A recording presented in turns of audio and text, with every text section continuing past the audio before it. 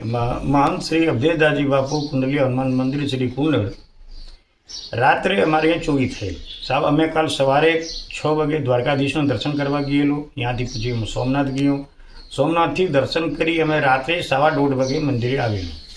આવીને પછી અમે સૂઈ ગયા પછી હવે 2-2:30 વાગે જેટલા વાગે નીંદર આવી હોય ત્યારે મારા જે એક ભાઈ રહીએ છે કે કર્મચારી છે અને 2-3 મહાત્મા છે એ બધે અહીંયા હતા। દરવાજો ખોલ્યો, અમે આવીને પછી સૂઈ ગયા। સૂતા પછી અમે 5 વાગે બાજુવાળા જે રૂમ થઈ રૂમમાંથી ભાઈ ઓલા મને ફોન કરી, બાબુ મારું દરવાજો બહારથી કોઈક બંધ કરી આપેલ છે, એટલે એ તમે દરવાજો મારો આવીને ખોલો। હું ઉઠીને જઈને સાહેબ દરવાજો ખોલ્યું 5:05 તો મને થોડી શંકા ગઈ કે ભાઈ આમાં શું કારણ બન્યું હોય છે કે અહીંયા દરવાજો કોને બંધ કર્યું હોય છે। તો મારા દરવાજા પાસેથી રામજી મંદિર કોઈ ધ્યાન કર્યું તો પેટી નહોતી અને હનુમાનજી પાસેની પેટી નહોતી। પછી મેં ઓલા ભાઈને કીધેલું મંદિરમાં ચોરી થઈ ગઈ।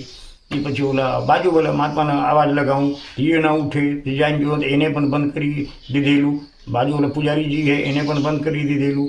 એ 3 જણા બંધ હતા। આંકડીઓ ખોલ્યું, ચારે કોરને જોયું તો ચારે બાજુ મારું દરવાજો છે અહીંયા મંદિરે, ચારે દરવાજું તાળું દેલું એમને હતું। એ બંડો ઠેકીને આવેલો, આ બંડો ઠેકીને પછી પાછું ગયેલો હોય અને મારા બંડીથી ઓલી કોર બાજુમાં જઈને દાન પેટી તોડી છે, જે કાંઈ હશે એ લઈ ગયું છે।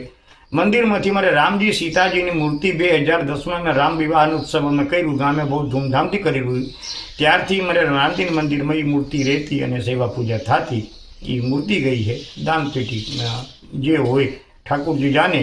અમે 2 મહિનાથી પેટી ખોલી નહોતી, જે હોય તે પેટીમાંથી લઈ ગયા છે।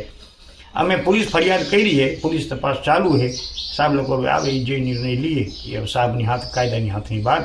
આમાં વિશેષ અમે શું કહી શકીએ।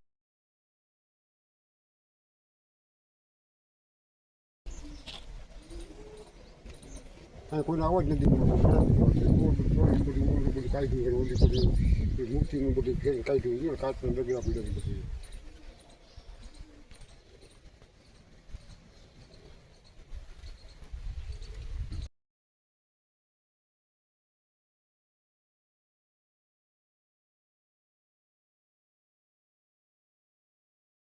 જાઉં હું અને હું કલાક પછી આવી જઈશ।